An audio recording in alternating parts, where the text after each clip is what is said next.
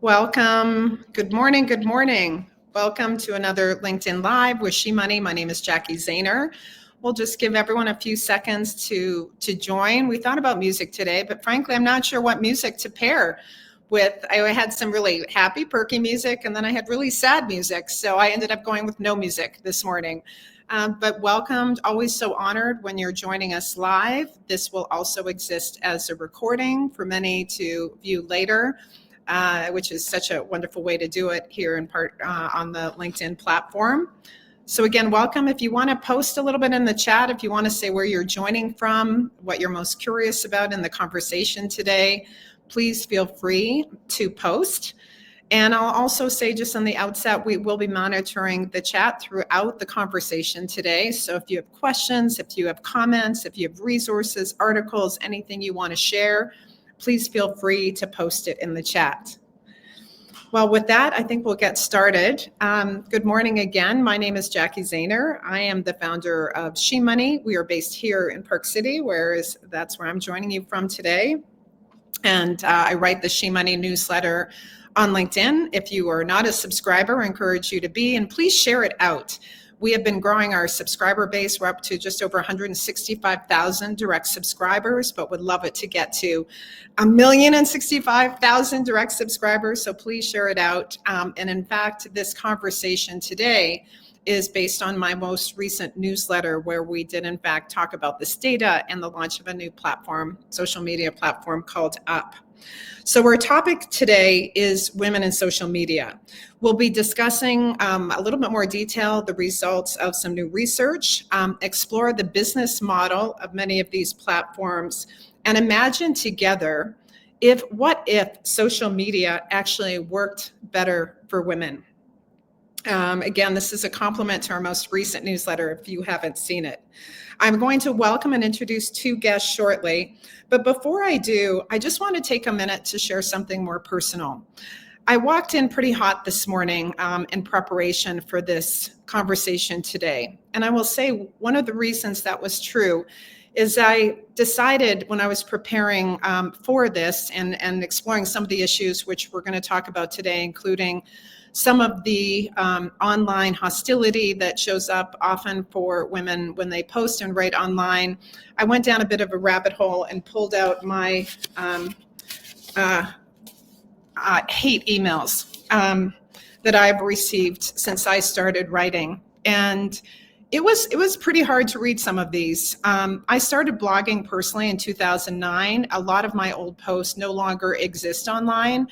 And one of the reasons I took them down is because as much as I had a lot of support, there were a lot of scary things and comments that showed up for me as well. And one of the main reasons I migrated many, many years ago over to LinkedIn was because of how I felt more cared for on this platform and had the ability to block comments and to stop people from following me and vice versa.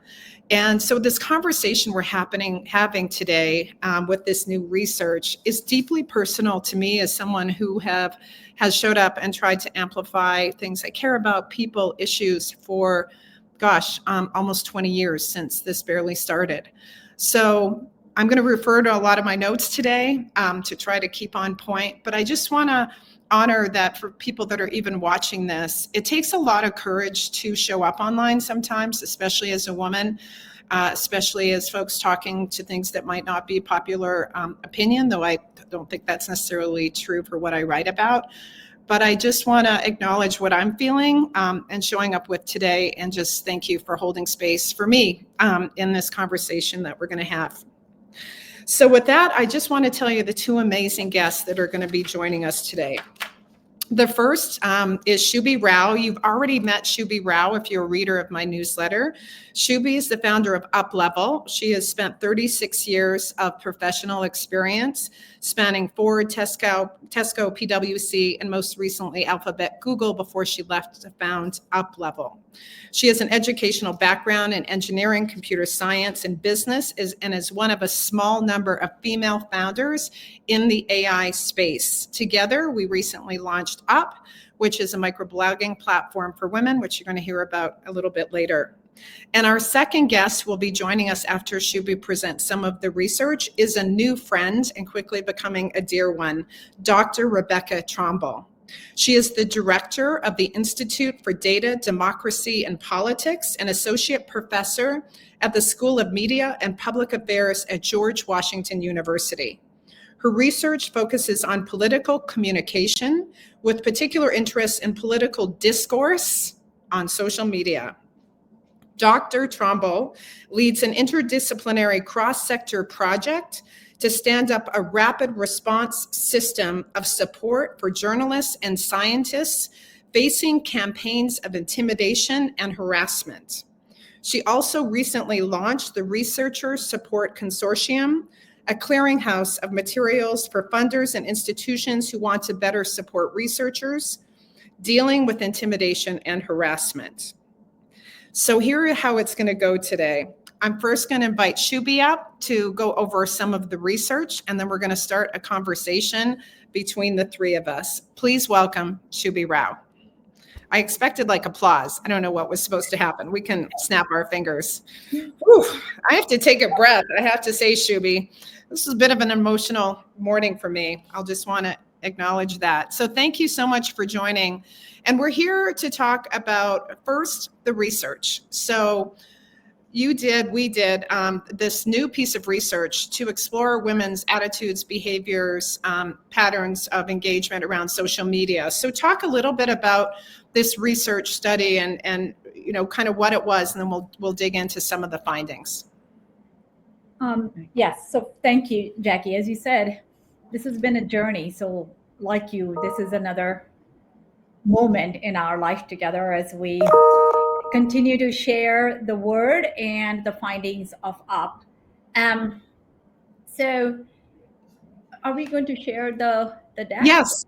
Yeah. So why don't you start with this first slide? Yeah. So I'm not going to go through all these numbers because you all can read these numbers, and it is, you know, it makes you pause. These are not great numbers. And in fact, there's nothing to suggest today that these numbers are getting any better because of some of the actions that a lot of the big tech is taking. But before we go into this, I just wanted to kind of share with you that, you know, it's not only about misinformation or poor content quality. Unfortunately, this technology-based gender violence takes on many different forms, right? It's cyberbullying, it's online harassment, it's hate speech, it's doxing, it's intimate image abuses, it's trolling, it's deepfakes, and more and more and more. And not only is it just this depth and breadth of the different types of violence that women face, but it's also a global onslaught in the sense that because the platforms are so big and so broad that, you know, you get users from all around the world, and so there is no mechanism to just have a closed system. And in a minute, I'm also going to talk about what that then does to women to be on a platform and the effect of that. 30%. So if you look at our big tech platforms, we have the big social media, which is, let's say, the Facebooks and the Instagrams and even LinkedIn to a certain extent. And then on the other side, it is quite barbell, you have the more micro-blogging platforms like the Twitters of the world and the Blue Skies. And what we find is that and they both serve very different purposes. But, you know, if you look at the micro-blogging platforms, they were really designed to, you know, whether it was news or happenings or being able to really share your thought leadership. And because of our experience on some of these bigger, larger social media platforms, the participation of women on these microblogging platforms is actually lower. And within that, only 30% of the women that participate on these microblogging platforms even engage. So they're more passive, they're there, but they're more passive, they're not active users of this platform. And part of that, a huge part of that has to do with the experiences we have, all of us in some shape or form have experienced one of those abuses that I just mentioned. And so systematically, these platforms are silencing us, right? And so we've been on the platform, we're now being silenced, and now we're like, with all the recent happenings, we're choosing to exit these platforms. But we live in a digital world. Yeah. Well, and Shubhi, let's focus on just a couple of these slides in terms of what the data is telling us, and then we'll invite Rebekah in to get into a discussion around it. So this was a survey of 1,000 women, which is a representative sample. We asked, I think like 30 questions around behaviors, attitudes. So these are some of the things that we found, right? Yes. That not to just read, but a big one is they're leaving the platform. 48% stopped using at least one social platform. That's huge, right? They're opting out. And to your point, they were less engaged, and that's not on this slide to begin with, but they're opting out. Another one, the big one where people are opting out in particular, according to this research, is X/Twitter. And we can go into some reasons. And one of the things that they cited in terms of reasons that they're doing it is, as we talked about, online harassment, misinformation. To your point, things that we can assume are true and have been probably true in our personal experience, but now that we have the data to prove it. Yeah. So let's just talk to this next slide for a minute, because there's issues of safety that come up, right? And issues, let's go back one, and issues of privacy. So this is a big number, right? 61% of women reported experiencing both direct harassment and security reasons, or cite them as a primary concern. So we'll get into the talking about that, Shubhi. But when you look at the data, what platforms did show up for you as most related on that particular issue?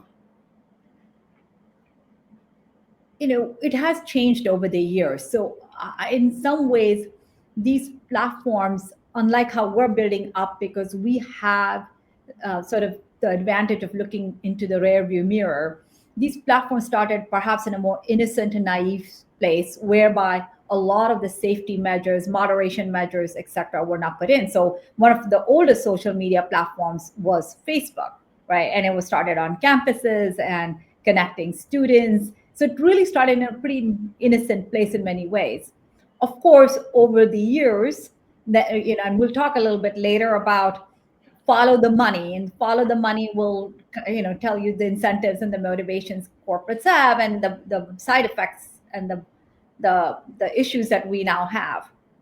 So if you look at those, but that platform became a playbook in many ways for subsequent social media platforms. And so they're all in many ways just derivatives of Facebook in some shape or form. So it's the same concept of user-generated content, free, get the data, etc. So when you look at whether, and Facebook and Instagram, by the way, have the highest population of women. I mean, outside of Pinterest and others. But if you look at big tech media, Facebook does have the largest population. And when you look at this social media, there's two things, right? There's the aspect of the engagement.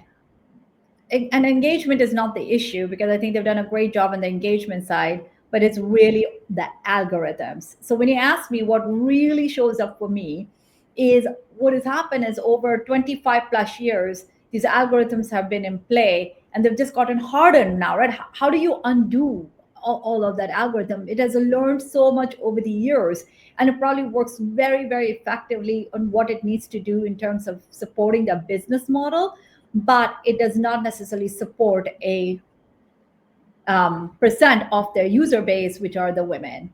Yeah. Well, Right. And I want to get Rebekah on stage very shortly, but I think, again, these are some of the statistics that I think are consistent with other surveys that have been done. And just to highlight again, and maybe we'll go to the next slide, is a lot around trust, right? And platforms vary, and this is another thing that the data really showed, that trust varies a lot across platforms, and so does usage. And those two are often aligned, but not always. So just to highlight a few of those data points too, in terms of which are least trusted and which are most trusted. And LinkedIn, and again, as a personal choice for me, to show up on LinkedIn. And I think we're seeing a mass trend of women being way more active on LinkedIn, in part because of the tools that are available. But it is also, the data really reveals that women are increasingly, they show up and they track, but they don't necessarily post and share. And we can talk about what some of those reasons are. So with that, I think, and there's a lot more data that we can talk about later. I want to take a minute to welcome to the stage, to start engaging in a discussion, Dr. Rebekah Tromble. Rebekah, thank you so much for joining us today. Thank you for having me. So I want to just give you a minute. I mean, we recently met through a mutual friend. We saw each other in DC, and it was, love at first meeting. I'll have to say that. And in big part, I'm just in deep and awe and respect of the work that you do. And so can you please frame out, I did read your bio, but how you entered sort of this world of really caring about and caring for digital spaces, and helping to make them safe and welcoming, a bit about your background, and I even invite you to share your personal story that you shared with me the other day as well.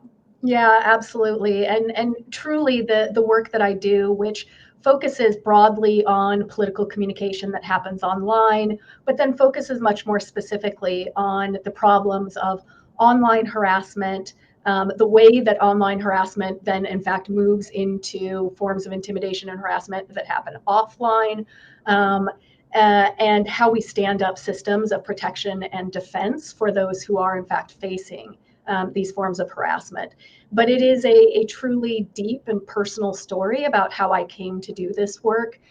Back in 2018, I was an assistant professor at Leiden University in the Netherlands, and I felt very fortunate. I was leading a team that had put in a proposal to a request for proposals that Jack Dorsey himself had authored, to looking for independent researchers to develop metrics to assess the so-called health of conversations on the platform. And I care so much about online spaces being good and healthy and supportive for their users, and this felt like a perfect fit.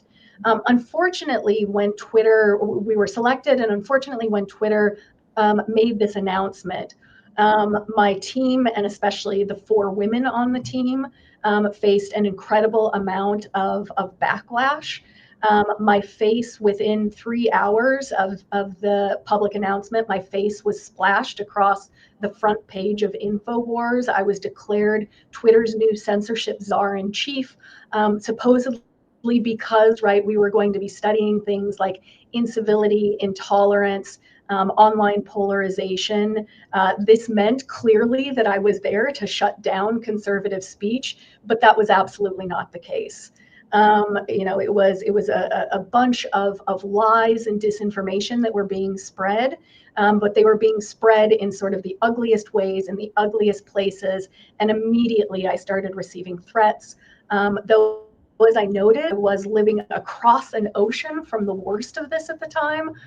There were a number of serious bad actors in the Netherlands itself that picked up on this and issued threats. And I had to move offices, and I had to have extra police patrols in front of my house. It was a really, really harrowing experience. And so for me, the way that it took me about 6 months to get my feet back under me again.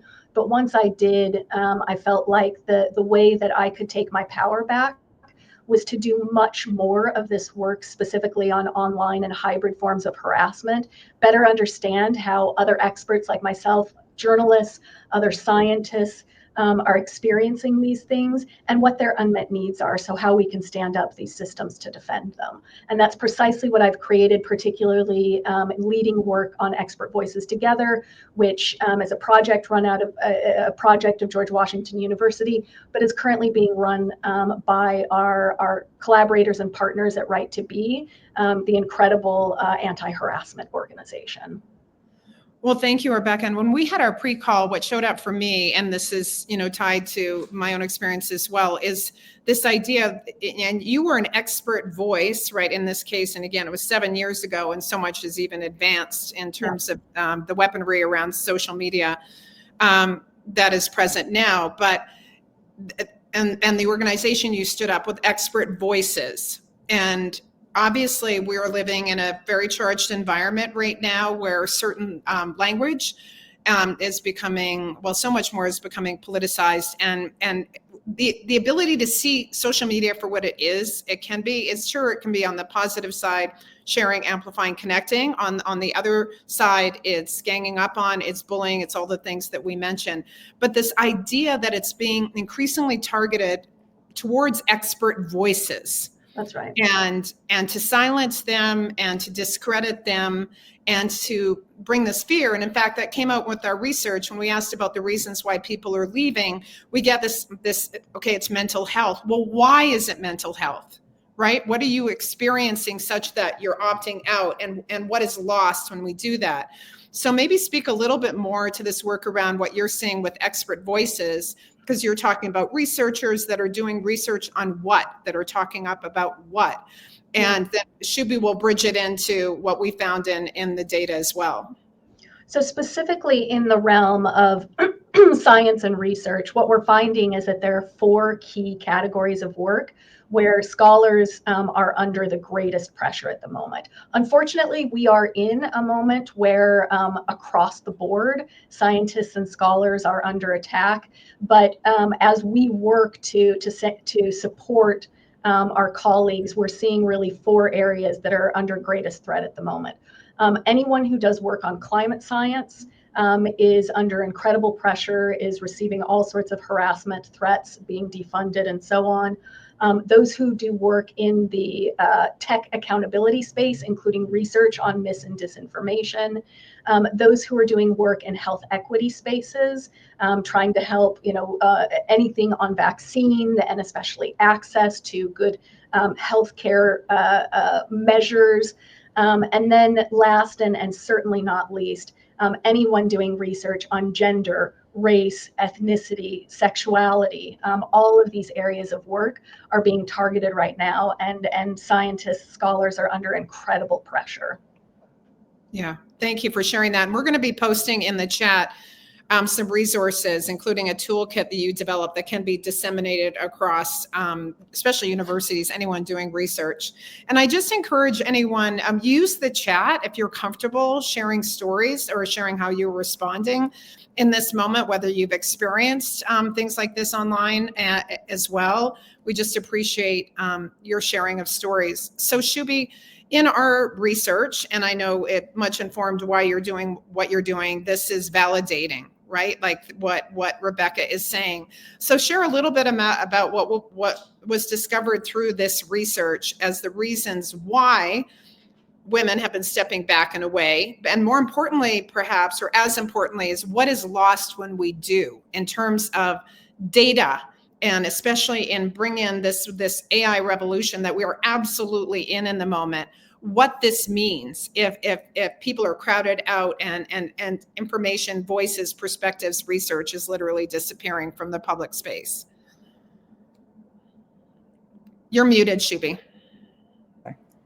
So one of the first things that Rebekah just touched upon, I think this is a direct impact of why women are just shutting out of the system, just violence or harassment, etc. Like that is one.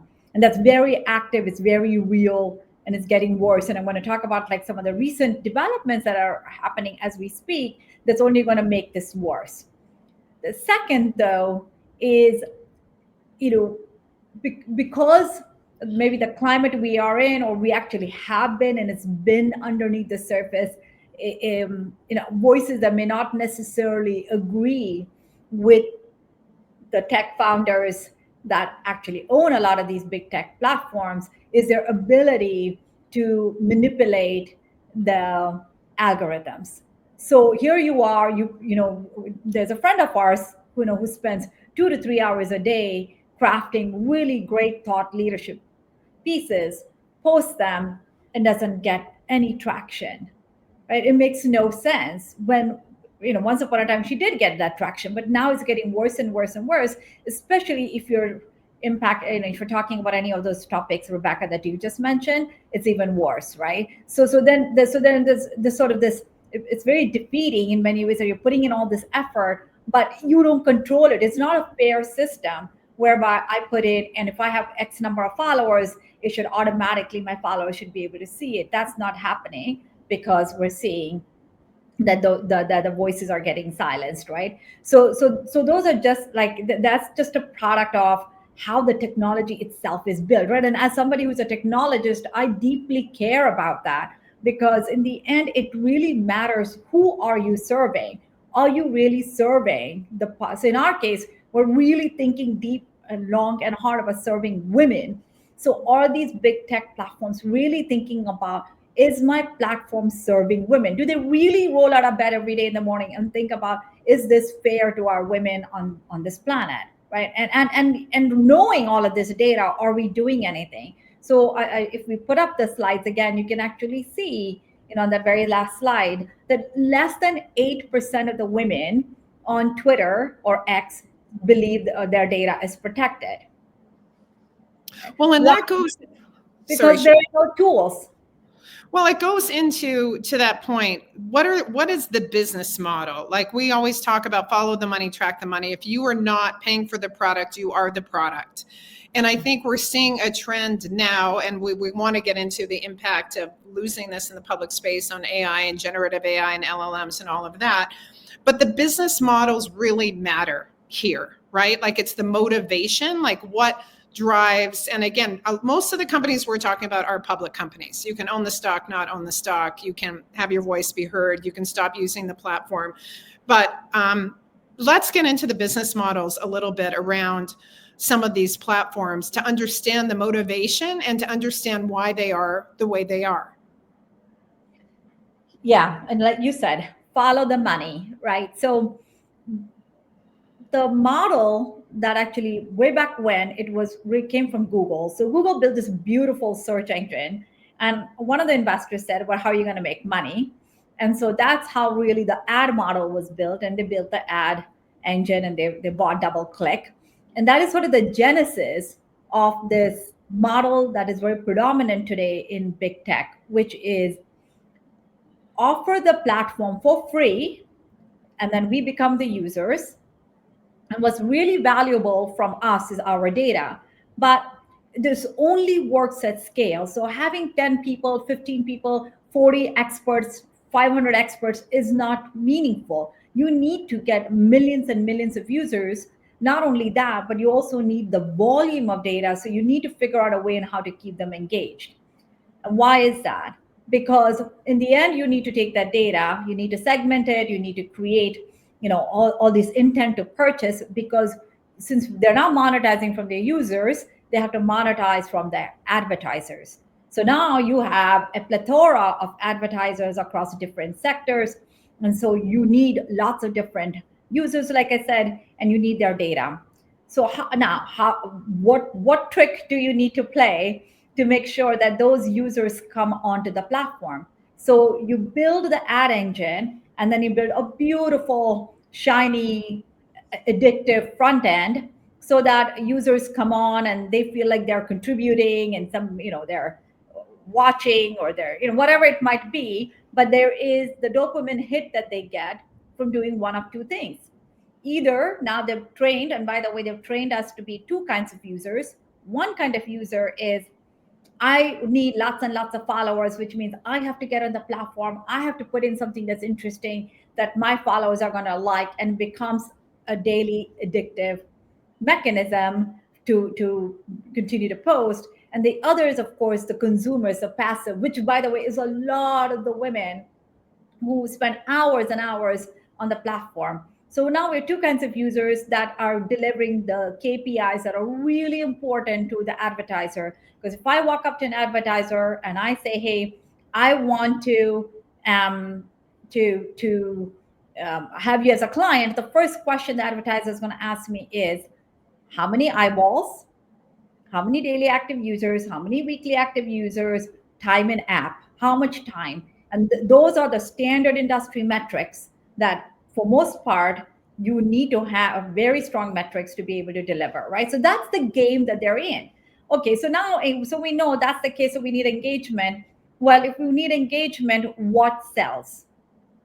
So a really beautiful thought leadership, thing on women's breast cancer is probably not going to be in the top 10. What sells is misogyny, narcissism, sexism, racism, like pornography, right? All this stuff is what really gets a ton of eyeballs. That those a lot of times that's the stuff that gets people engaged, and so that creates this really vicious cycle.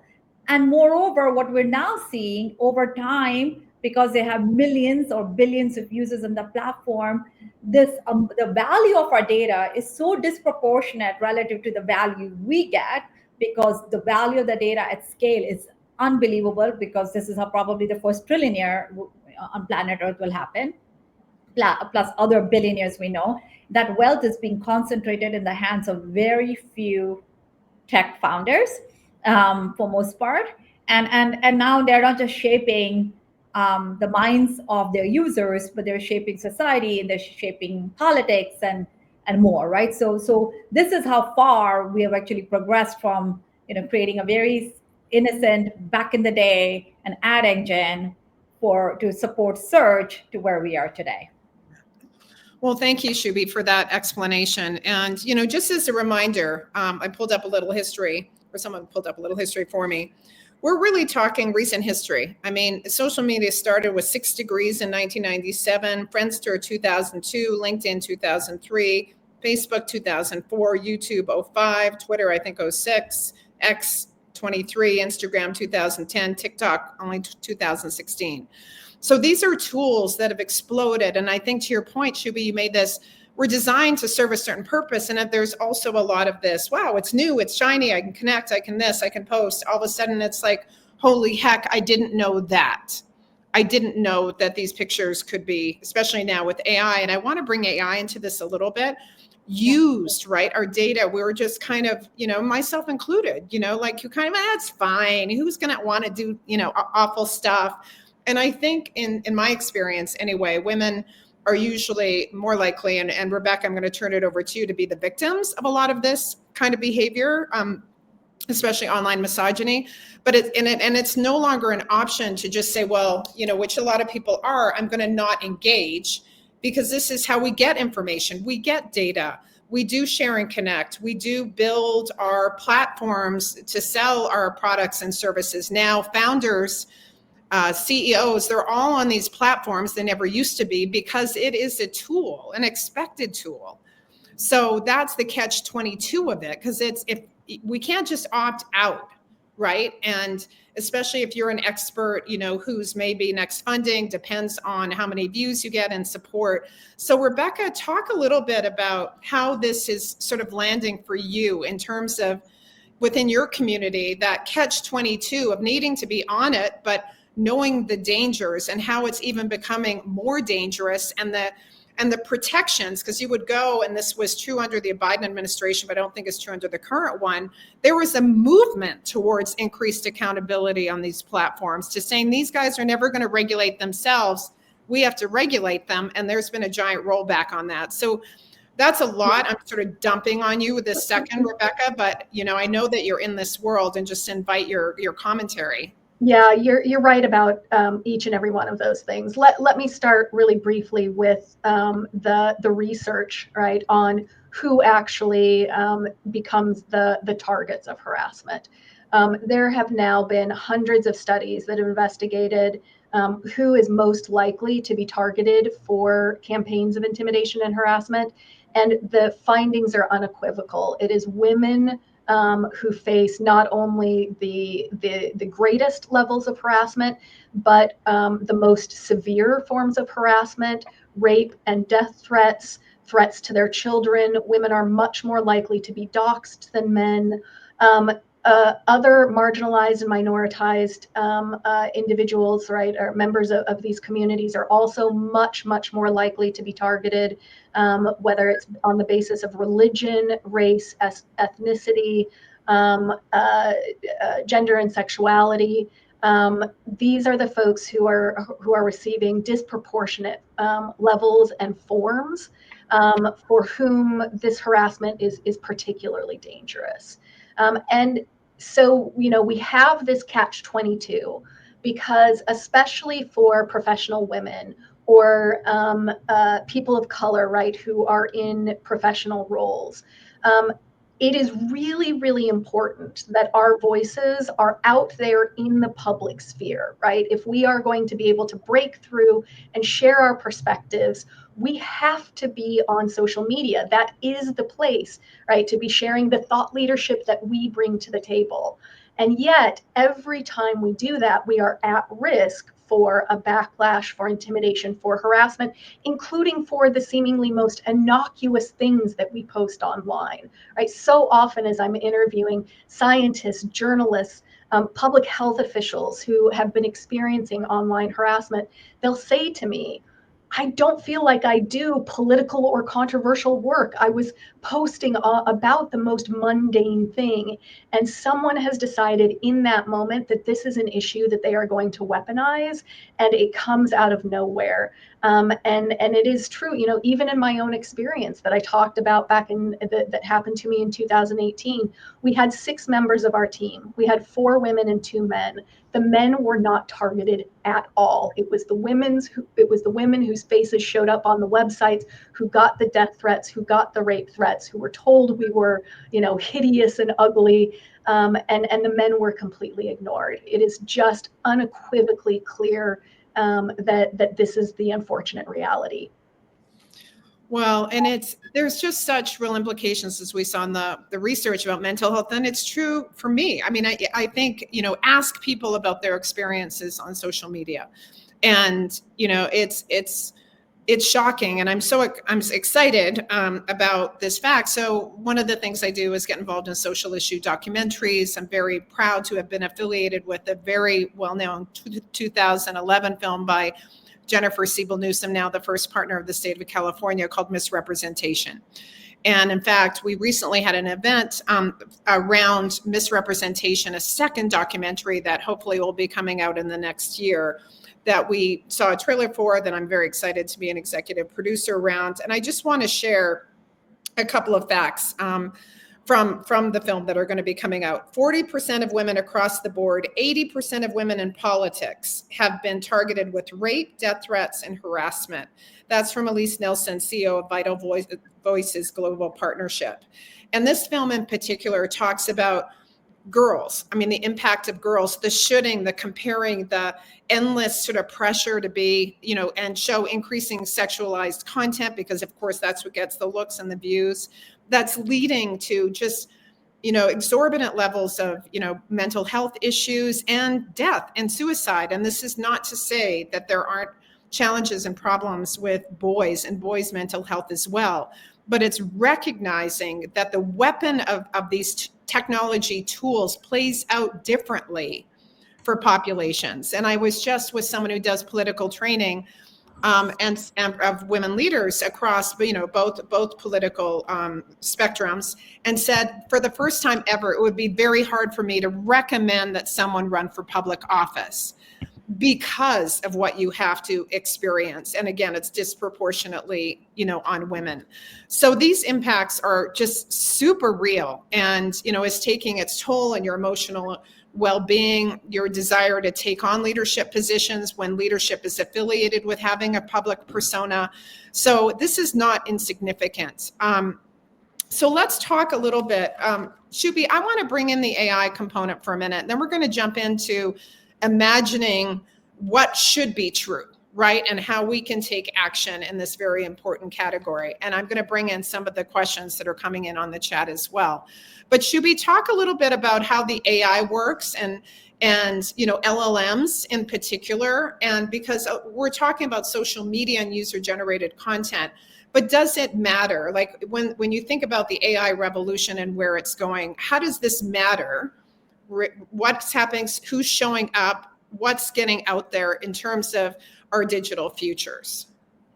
Yeah, you know, that's a really good question, Jackie, because this is what I was trying to say the other day when you and I were talking, which is what's happening in the world of generative AI or AI in general, plus all these social media platforms are so intricately linked. And why do I say that?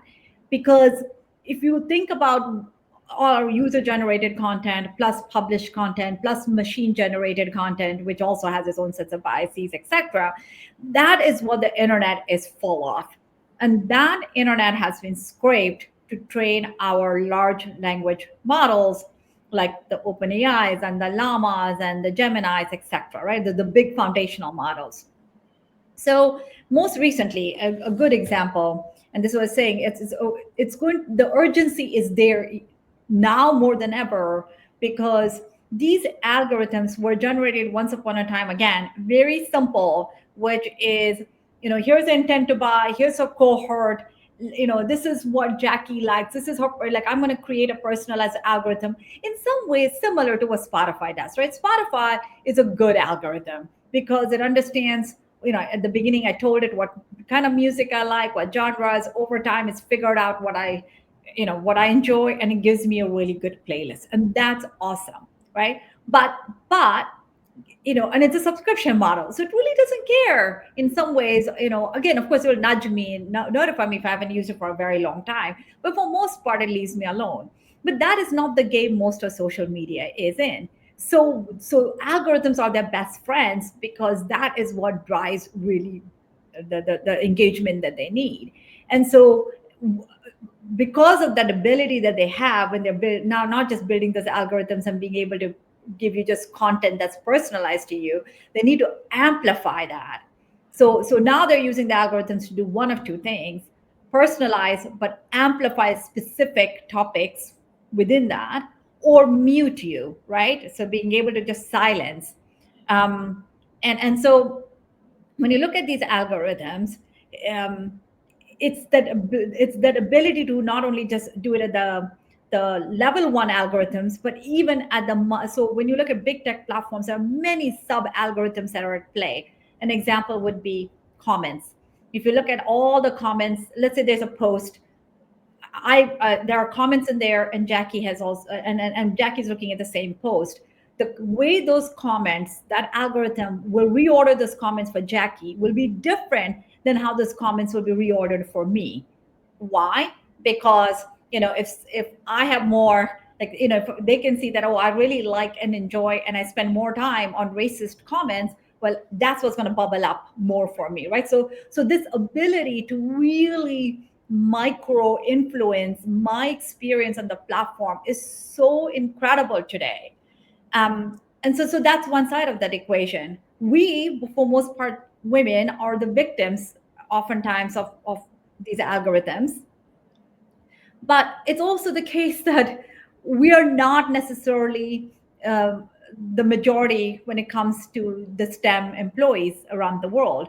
So this is why I think it has to change. Somehow we have to bring women together to be able to start to think, at least try to understand, how does data work? How does algorithms work?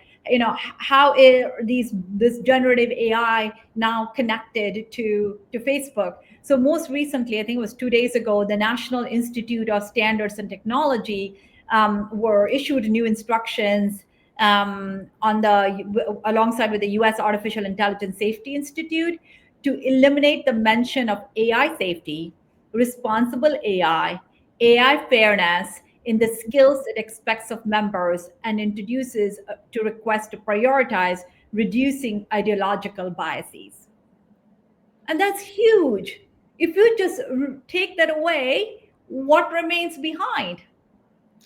Well, and to your point, it's kind of framed as, oh, we'll eliminate bias, when actually by not paying attention to bias and being mindful of it, you're creating it with the dominant system, right? You're saying, right. I mean, and again, this is, we're arguing for a world that treats people with respect, that has safety, that people can show up, have freedom of expression, civil expression, not threats, of violence and, bullying and harassment, just to be clear what we're advocating for here. And to your point, there's sort of this frame now, in the interest of a non-political agenda, this was political, to actually want people to have safety and security and not bias built into our systems. So I think we really have to be paying attention to not only what's happening, but the language that's being used around this. And So I want to actually come back to you, Rebekah, and I want to start to imagine what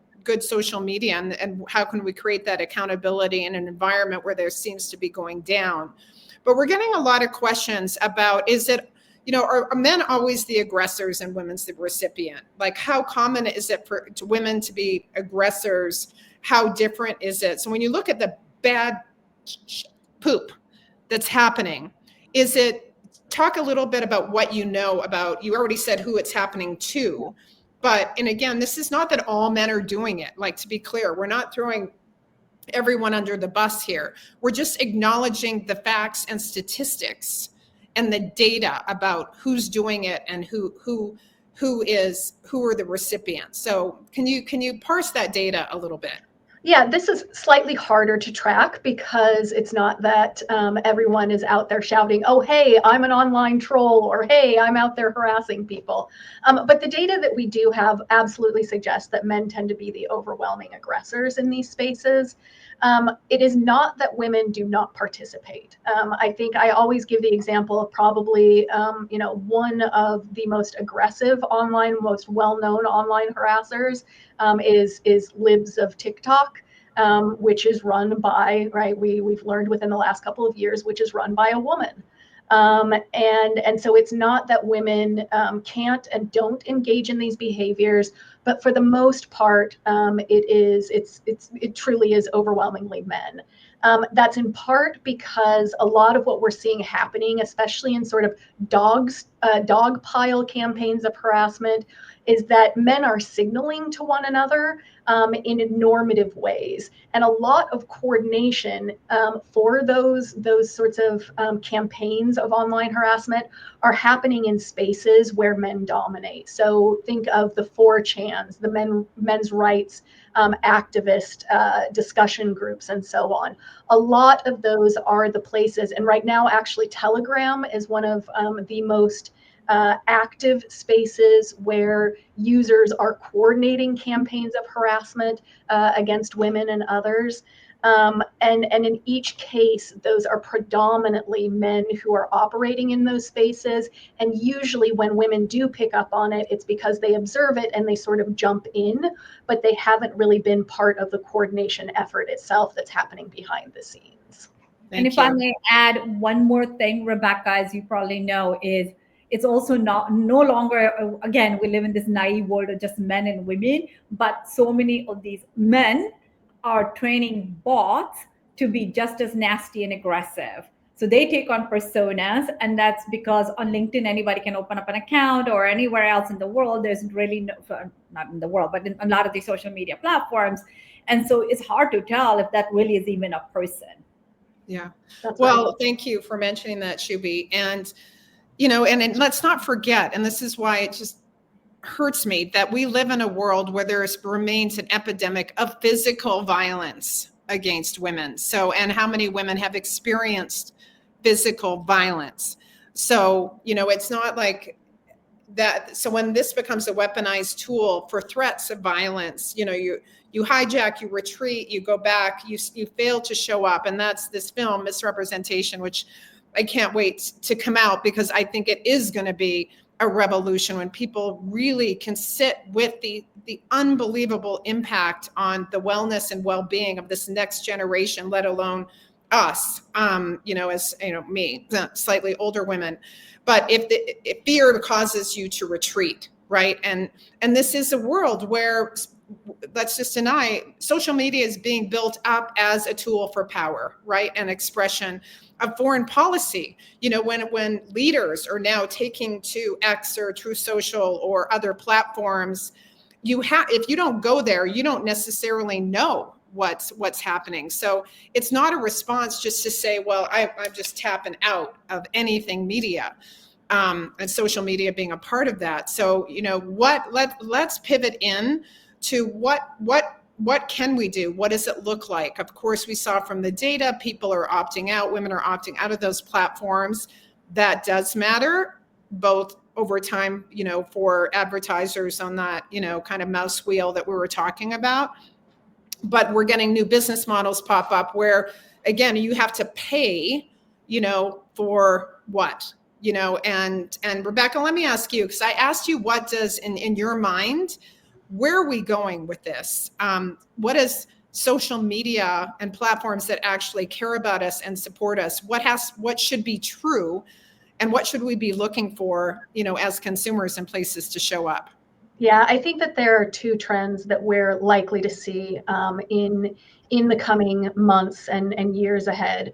One is that social media users will be looking for spaces that are more sort of carefully cultivated, that are a bit more niche, that really speak to their specific interests, so that they can go there to engage on topics and with communities, right, that reflect the things that they care about.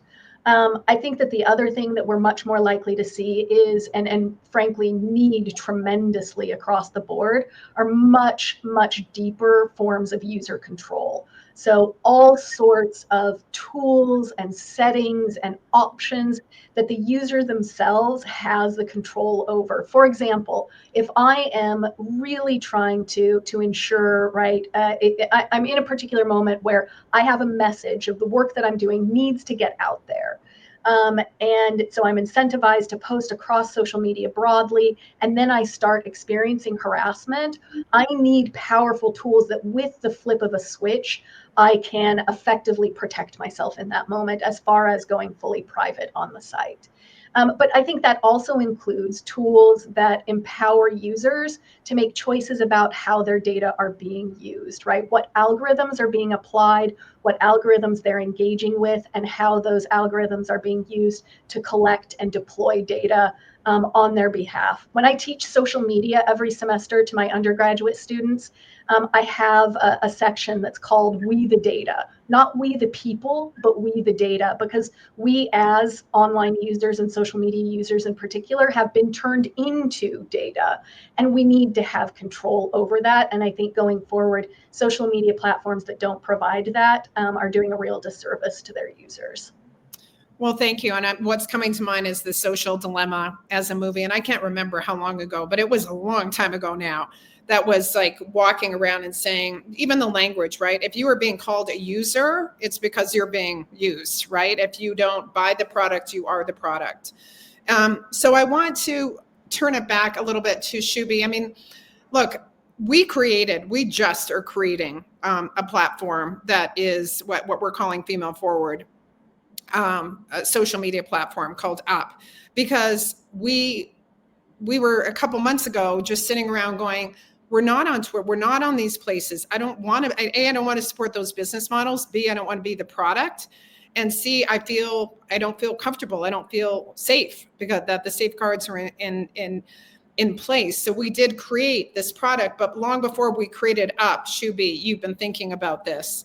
And the need, like that's the problem. If you can only buy, if it's this and nothing else, your option becomes to leave, right? And this is the power of the purse, the power of our purchasing power to say, and the power of founders out there that are experiencing something. That's how great companies get born, is because you see a need in yourself, for yourself and your community, and you create it. And then people have to show up to say, yes, I want that.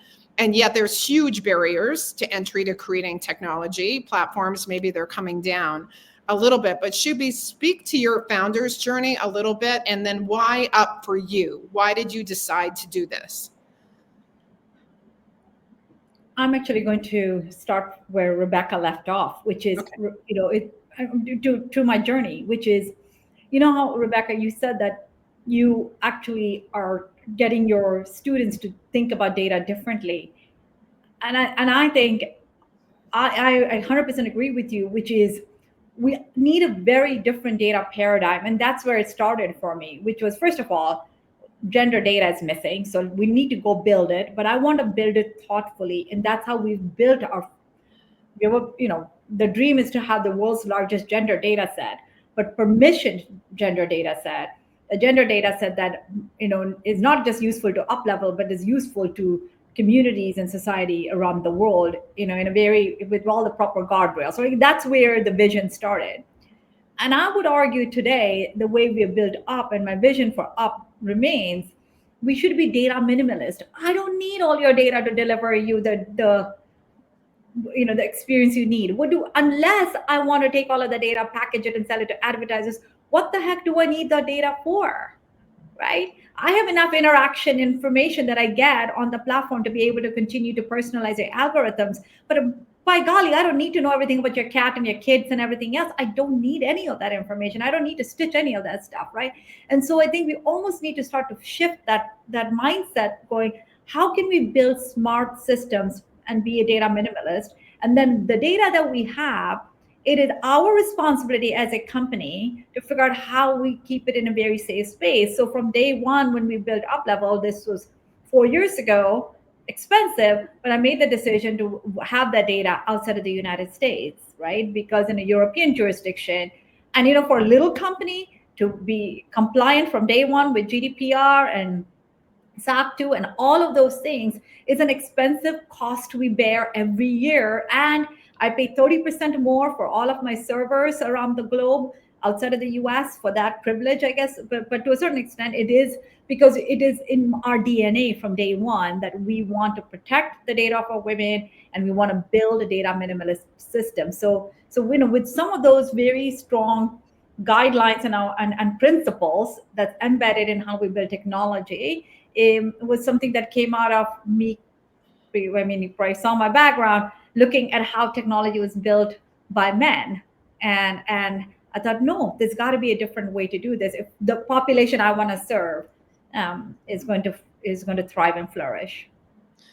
Well, thank you for that, Shubhi. And I want to bring in one question and then we're going to wrap up. But I appreciate the question. Holding huge hope for better controls.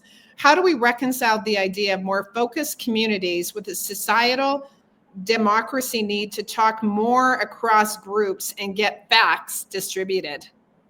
Rebekah, I'm going to give you 1 minute to tackle that one. And I feel like that could be a whole hour. That is a great question from Catherine. So thank you for that question, Catherine.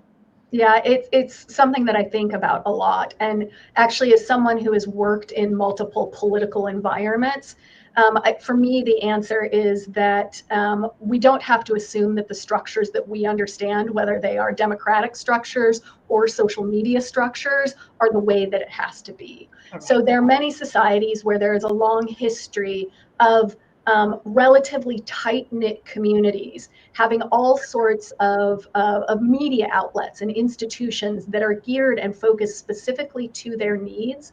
And then they are able to bridge across those communities. So they have the close space where they are able to talk to one another and cultivate those interests together. But then they are able to talk across those because there are institutions themselves that are built to help bridge. So in the social media space, I think we can think creatively about how we both simultaneously build those more specific targeted spaces, the more niche spaces, while also have the tools that can help bring people in those niche spaces together across and share their perspectives across those spaces. It doesn't have to be a one-size-fits-all solution. I think we can be really creative and learn lessons from other environments that have done this really well in the past. Thank you for that, Rebekah. Shubhi, I want to give you 30 seconds. That's all you get to respond and have a final comment, and then I need to wrap us up. Again, our brains have been programmed to say that we need the tools. Well, why do I need the tools if the company did what the company is supposed to do? So most recently, Zuckerberg said that they are going to be replacing third-party moderation tools with what Twitter uses and use Twitter or X uses, which is open source algorithms from community nodes. Not exactly, one that gives me a lot of comfort. So then the burden falls on me to have all the tools and for me to regulate. But why? I think, in some ways, yes, the tools are nice to have, but if the company should do what it should do, which is make sure that you're creating the safer place for the community to interact. So I think it's a different paradigm. It's a different way to think, and it's a different way to reprogram our brains. Absolutely. And I want to pull up a slide. So we did create up this is a response, right, to this environment. we're trying to turn social media right side up. It's female forward. We're sort of think Twitter or X, but for women. And we're already getting questions, why only women? And the idea is if there were platforms that were safe for women, that respected and valued security and privacy and stood up to the extraordinary levels of abuse and harassment that happened up online, then maybe we wouldn't need that. But right now, that is just absolutely not the case. And especially in this environment where, and Rebekah, I didn't expect for you to give us a business case for Up, but you did. A place for expert voices to show up and share data and facts and amplify the incredible work that they're doing. We need platforms like this, and we need many more. As you said, we have to take these gigantic platforms and create smaller to some degree and build up. Build up. I just said up from there. There are also other ways to engage. I mean, if you love this talk, please share it. It's going to exist on LinkedIn. We are going to put together a resource guide. We didn't get to some of the amazing tools for digital hygiene that have been shared. And the answer can't be for us to retreat, for us to become quiet and feel silenced in an environment that is increasingly hostile. And again, the goal is to have free speech, to treat each other with respect, and to be willing to listen to alternative perspectives. You don't have to agree with them, but you don't have to attack them either. So that is so much, and caring for each other's wellness in a digital age means being mindful of the platforms we show up on, how we show up, and how we stand up with each other. So with that, I want to thank Shubhi and Rebekah so much for showing up today. Up just keeps on coming up. Wishing you all a beautiful day, and thank you for joining us on this LinkedIn Live. Have a great day. Thank you, Jacki. Thank you, Rebekah. Thank you. Thank you.